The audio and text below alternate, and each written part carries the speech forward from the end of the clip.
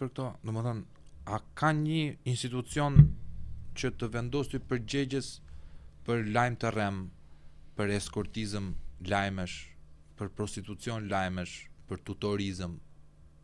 Fare. Nga që s'ka institucione... Sepse unë jam i predispozuar, si dekartian që jam, them që ti që je gazetari i kronikës, kur shikoj ty në çdo lloj media, ti dhe vetëm ti edhe e vërteta jote absolute, edhe duke njohur pak se si funksionon mafja,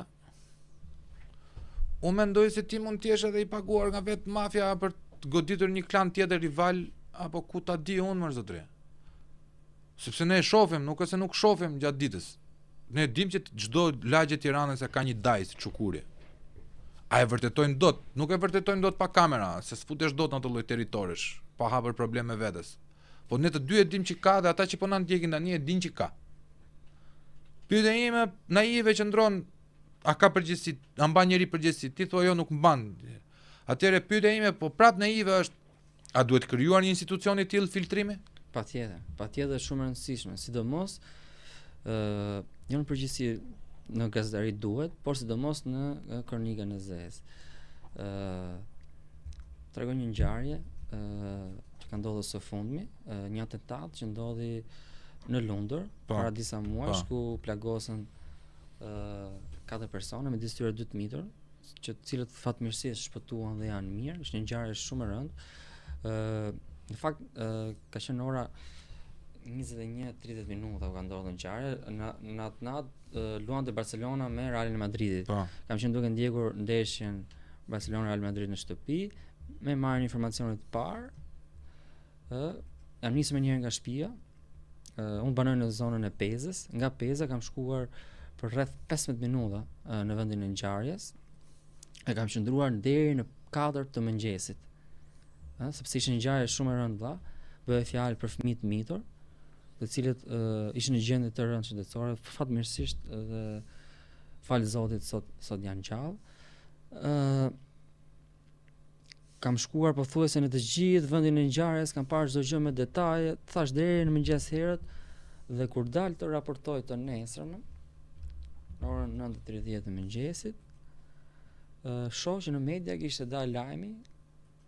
Nuk e di kush e nxjerr lajmin, nga gazetarët që kishin qenë fare në vendin e ngjarjes, kanë qenë gjungu ka ndodhur ngjarje, që shënjestër atentatit ishte gruaja e filan personazh botës së krimit, dhe ishin ngatruar shënjestra, ndërkohë që s'kishte lidhje fare me ngjarjen.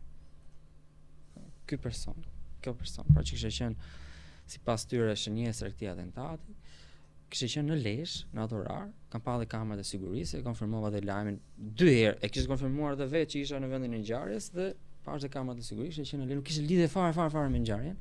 Në orën kur ndodhi atentati, ishte në spitalin e Lezhës, e kthyer në orën 23:30 minuta në Tiranë. Po kush nxori këtë informacion? Pse nxjerrin këtë informacion? Pra që mos dalë e vërteta. Kush nxori? Media, gazetarët. Pra kjo tregon që përdoren, po ka interesa, përdoren nga krimi. Them diçka tjetër. Shumica e gazetarëve në media merren me përplasjen e botës së krimit, se këto kanë shikueshmëri. Shqiptarët janë shumë të apasionuar pas informacioneve nga krimi. Edhe kur ulesh në kafe me miq dhe shok të pyesin, pyetja e parë që të bëjnë, a është gjallë Ervis Martinaj? Po nga ta di unë, ku se di shteti si ta di unë? Kush jam unë? Edhe gazetarë japin variante, ja po është një video, ka dalë një video e kanë prerë me copë, po nga e pan gazetarin, nga e dinto. Ku? Si e shpikën? Nga e morën vesh. Si mund të flasësh kaq me bindje për një ngjarje ku si ke parë? Edhe shteti kur e ka një ngjarje të dokumentuar me video ku ka ndodhur një ngjarje, i duhen prova shkencore dhe biologjike për të vërtetuar që të teket ty tani merr pistoletën dhe godet iglin dhe e plagos. Pra kemi pamje vit për të duhen dhe prova shkencore që shpendin në duar ka barut, ka prekur armën e tjerë. Janë prova që ta kompletojnë. Nuk mund të flasësh me kaq shumë siguri. Pra dhe kanë parë që janë të pasionuar dhe për klikime, për vëmendje. Marrin një palë, janë 2 kriminal, marrin një palë. Nëse ti futesh në mes të 2 palëve, 2 grupeve kriminale, 2 kriminalëve dhe mbron një palë, atëherë nuk je gazetar, je përdorur nga grupet kriminale nga krimi. Pse s'dalin gazetarët flasin për çështjen për Martin Canin? Ta çon deri në fund, ta zbardhen të vërtetë një fëmijë 15 vjeçar që humbi jetën dhe nëna dhe babai i Martin Canit ende kërkojnë drejtësi për fëmijën e tij. Pse s'dalin, pse s'mblidhen me të gjithë ne gazetarët e kronikës, ti vendosemi deri në fund dhe ta zbulojnë të vërtetën. Deri në fund. Nga i pari tek i fundit autorët, po merren me çështën e Ervis Martinaj, Dritani Rexhepi, baroni i drogës, i vënë emra dhe pseudonime djemve shqiptarë që kanë punuar jashtë territorit shqiptar që janë marrë me trafik lëndësh narkotike, po i lum, bravo qoftë që janë marrë. Nëse kanë shkelur ligjin, të përgjigjen para drejtësisë dhe të marrin dënimin e merituar. Drejtësia është e barabartë për të gjithë. Po jo, duke vënë pseudonime, duke bërë sikur shqiptarët kanë mbushur gjithë Europën, gjithë Amerikën Latine me drogë dhe jemi ne të parat e gjithë botës për drogën. Dhe këto e kanë bërë mediat, gazetarët, për të marrë klikime, famë dhe vëmendje. Por nuk është kjo gazetaria e vërtetë. Mbaj mend 2015-ën, 2014-ën, rastin e zotit Balili, Klement Balili. Balili vërtet. Kam vajtur si mik, se kam miq në Saran, edhe kam pyetur, ore ky Klementi ç'a njeriu është vëlla? E donte gjithë Saranda thonë. Po kisha hapur vende pune.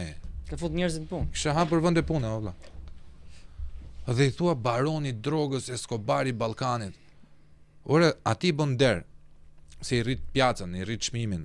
Pra bursa aty që në momentin që ti e quan baron, edhe sikur mos ta ketë pas në mendje Balili për me u marr me ato që është marr, ja ke sjell ti, aty se i ka ardhur oferta. Pa. Nga etiketimi që i ke sjell ti. Dhe këtij baronit i vetë edhe Haki Çako atëherë, po ta mbash mend. Po. Ka qenë drejtori i përgjithshëm. Më duket se ka qenë Ardi Veliu. Ardi Veliu, nëse pak rëndësi ka. Domethënë që arrestuan. Bravo. Ardi Veliu. I vend të shtëpia Ardi Veliu. O baron droge, baroni drogës dhe na ka mësuar dea që Escobarit e vran mbi çatia bur. Baroni o vete për ta vrar o për ta neutralizuar. Neutralizimin e morën vesh nuk i bënin dot, a kupton? Për çaj veten shtëpi, do të thonë ti që aty thua që po bëj deal me ty. Që aty është kompromentuar drejtësia, sepse ai po të jep ty disa informacione që ty duhen si shtet dhe ti po bën në kurrizin e taksapaguzëve ti po bën deal. Pa ta dhënë njëri të drejtën. Tu thuash ti, o shpend, po kush e kërkoi këtu përgjegjësinë morale që ta gjejnë shqiptarët? Se që ne jemi një popull që fatkeqësisht nuk dim ta kërkojmë të drejtën tonë, këtë e tregojmë dita ditës, për mos të futur përsëritje e politikës e bla bla bla.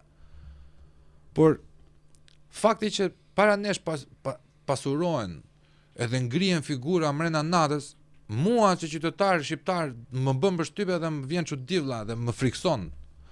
Pra, si ka mundësi që një debil funksional mund të bëhet i famshëm mrena natës? Sepse pastaj pyetja tjetër është, po mirë, unë edhe Igli e kemi mundësinë për me e bë, po, e bëje më mirë se kam shumë oratori se këta. Po më mban ajo gjendja hopsiane. Frika e njeriut kundër njeriut, që unë nuk e di se si do reagoj Igli nëse unë filloj shpif për Iglin. Do marrin telefon o gash. Ç'a kemë mua? Ç'a ke vlla? Ty ç'a të kam bë? Mirë këtyre të tjerëve, ti ç'a ke që ma zë emrin goj? Unë nuk e di nga e marrin mbrojtjen, por di që duhet të kesh shumë mbrojtje për të hapur gojën edhe për me e baltos tjetrin. Të ma dekodifikon do ti? Ta them nga e marrin mbrojtjen, ta thash pak a shumë më parë që nga burimet nga prokurorët, nga gjyqtarët, të cilët janë persona të cilët e kanë rrjedhur popullin shqiptar. Edhe në rastin konkret, sidomos të personazheve të botës së krimit, prokurorët dhe gjyqtarët janë shqep në lekë. Janë shqepur në lekë valla. Janë shqepur në lekë. Pra një prokuror që mund ta ketë rrogën, nuk e di, 2 milion deri 3 milion lekë vjetra, lëviz me makinë 70.000 euro. Po nga gjetë lekë? Me leasing. Nga gjetë lekë. Kurse xhami makinës time ka një vit që se kam ndruar zhythyrë, se s'kam lekë me rregulluar me bë. Pra nga gjetën lekë. To janë shqepur në lekë. Ne merrim me spaku. Okej, spaku është thjesht një fasadë për të treguar shqiptarëve që po bëhet drejtësi, po godasin politikanët. Po te spaku është fasadë. Po ku janë këto prokurit e rrethave, gjykatat e rrethave, që janë hallet e qytetarëve, po. Shkojnë shqiptarët, shkojnë qytetarët nëpër gjykata dhe në prokuri, rrinë me vite të tëra për çështje që zgjidhen për 2 orë, 3 orë, sepse i marrin lekë. To janë vëmje, prokurorët dhe gjyqtarët janë vëmje. Kto e kanë rrjepur popullin shqiptar. Në rastin konkret i kanë rrjepur dhe Po. këto baronët e drogës, të cilët me 2-3 vite dhe pastaj dalin. Dhe këtu e gjen në mbështetjen dhe këto që japin informacione dhe japin pra emër këtyre personazheve të botës së krimit. Është një trenom, një lidhje midis tyre. Edhe këto personazhe të botës së krimit i fuzin një mendje të lehtë, të shkurtër, të dritë, merrem thot me filanin, pap, marrë punë me lekët, del nga burgu, i sqaroj gjithë me lekë. Ktu çdo gjë zgjedhet me lekë. Ne jemi në një vend ku çdo gjë zgjidhet me lekë. Më bënte përshtypje atëherë në një televizion po flitej për Vis Martinin. Vis Martinin e kanë bërë legjendë, e kanë bërë si Skënderbeu. Në qoftë se ai zotëria, në qoftë se ai djali ka vdekur, unë i uroj familjes vetëm Zoti i dhënë forca vëlla se kanë futur djalin dhe, kupton, nuk është se kanë futur pak ata në dhe. Po. Në qoftë se është gjallë, i uroj jetë gjatë, edhe inshallah e ndryshon komplet jetën, ato legat që ka bë, ti çoj për mira, të krijoj një familje të bukur, të ketë ndryshuar identitetet gjitha me radhë. Mua më është dukur që Vis Martini është trajtuar si Jimmy Hoffa. Ti je gazetar, nuk dihet se ku është Jimmy Hoffa, trupi gjitha u zhduka, e vrana, e bëna, sindikalisti më i madh për gjithë njerëzit që nuk e njohin. Gjatë një emisioni po flitej për Visin, te saga para vdekjes. Kur ishte në vitin 2018 që Visi kapi kulmin e vet me Bigjozën në Superfuqi. Një gazetar kronike, edhe ai po fliste që shikoj se ky ka bler 4 drejtorët e mëdhenj të policisë, 5, edhe i vjen aty në mesazh. Që kam bledhe filanin. Bleva dhe 6, sa po bleva dhe 6-ën. Çfarë duhet instancave ligjzbatuese për të filluar një hetim mirëfillt, kur vet objektivi të jep ty informacionin që ta bleva dhe 6-ën. Sa drejtora ka më? 5 milion drejtora që nuk po gjendi dot 6-ën. 6 janë ata. Drejtorat e mëdhenj të policisë. Pse nuk ka filluar një hetim? Ta shpjegoj. Shkurt dhe e kuptoj shumë qartë. Ne para pak muajsh kishim zgjedhjet. Po. Në vendin ton, se për mendimin tim janë gjithë njësoj. E gjithë politika këtyre 30 viteve, demokracia janë njësoj. Dhe për pushtet bën bashkë edhe me krimin. Për vota bën bashkë edhe me krimin. Duke nisur që nga koka kryeministri Edi Rama, e deri tek i fundit i partisë, edhe tek opozita dhe të gjithë partitë. Gjithë pa përjashtim. To për pushtet shesin dhe nënën e tyre. Jem më të bëjmë parë me krimin. E kanë treguar vëlla. Dhe para zgjedhjeve u bën dhe reforma në policinë e shtetit. U vendosën drejtorët e rinj të qarqeve dhe drejtori i përgjithshëm i policisë së shtetit, i cili është kompetencë e kryeministit. U bën një gar fars, gar kodi me gënjë publiku. Kam qenë ndër ato gazetarë që kanë folur shpesh që bëhet një gar fars, dihet se kush do zgjidhej, edhe në rastin e drejtorëve të qarqeve, si u zgjon drejtorët e qarqeve të policisë. Ta shpjegoj. Drejtuesi politik i qarkut i Partisë Socialiste për Durrësin ka vendosur dhe drejtorin e policisë për qarkun e Durrës. Drejtuesi i Partisë Socialiste për Fierin, ka zgjedhur dhe drejtorin e qarkut për Fierin, për Shkodrën, me radhë të gjithë. Kjo është e them me bindje të plot. Dhe nëse ka dikush që thotë jo, në vit përballet tu me ne ai drejtori i policisë dhe ai drejtuesi politik na thotë jo. Që s'kam lidhje me filanin. Kjo është e vërtetë, do të them vërtetën trosh, ato bëhen bashk. Janë bërë bashk. Por filloi fushata. Fushat ka nevojë për krimin, sepse krimi merr vota. Ne pam që morën nga 20.000 vota, kandidat anonim që s'e njeh njëri, sepse i ka sponsorizuar krimi. Dhe kush do e le të tjerë krimin për vazhduar? Policia dhe politika. Absolutisht. Ne kemi një trinom, policia e shtetit, politik dhe krim i organizuar. Pra, kjo është mafia. Pastaj kjo është mafia. Kjo është mafia bashkë me shtetin. Kjo është mafia. Mafia.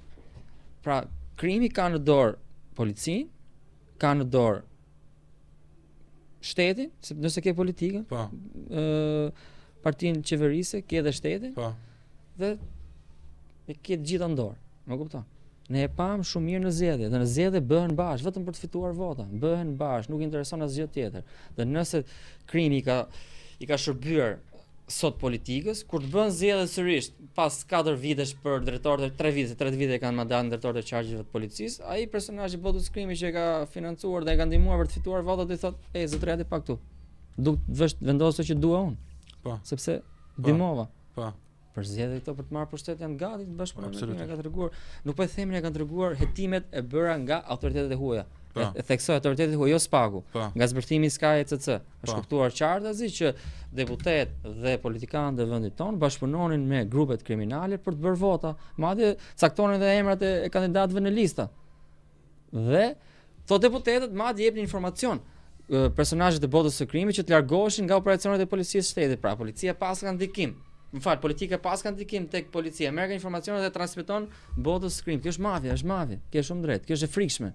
Është e frikshme dhe unë si gazetar, jo se kam frikë, nuk ma ndjen fare. Nuk ndjen fare kërcënuar, nuk ma ndjen fare.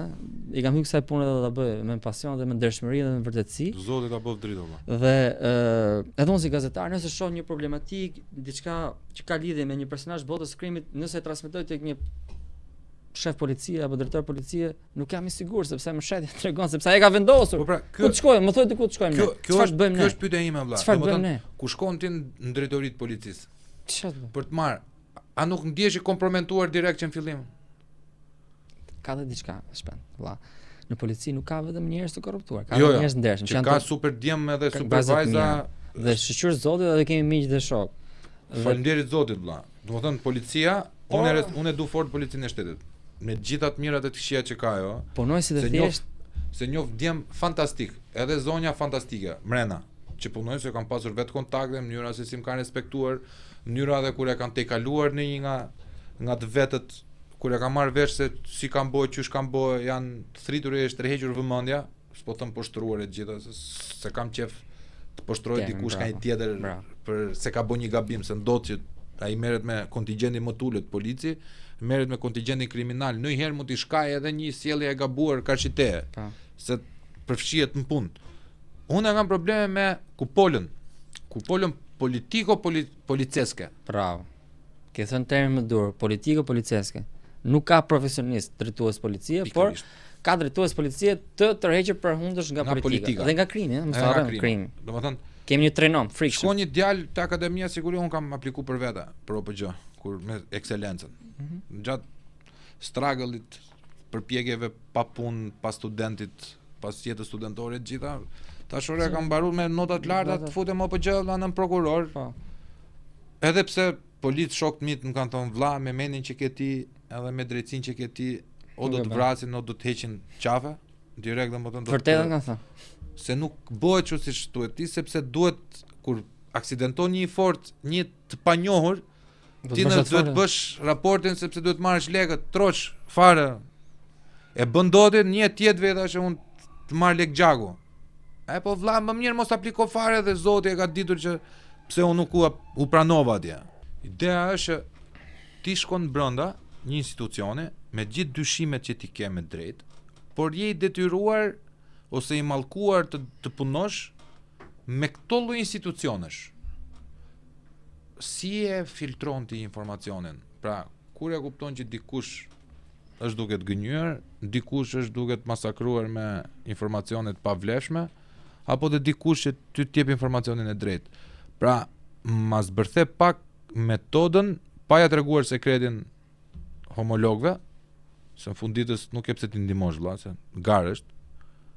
Si e bën ti që të mos bësh si masa? Pra, në djenin time ti nuk e se e marr një herë i përgjinjështruar. Që thuhet Igli Çelmeta, dali XY thot ky vëlla e ka futur portës kocë, ka marr lek nga tjetri edhe po mprish punë mua. Nuk ka dal, për gjithë kanë dal. Pa përjashtim për gjithë kanë ai pretendim, për ty nuk ka dal deri më sot. Që thuash je i ri, okay, je i ri vëlla. Po ke disa vite të mira në gazetari, kështu që diçka do kishte dal. Si e filtron ti atë?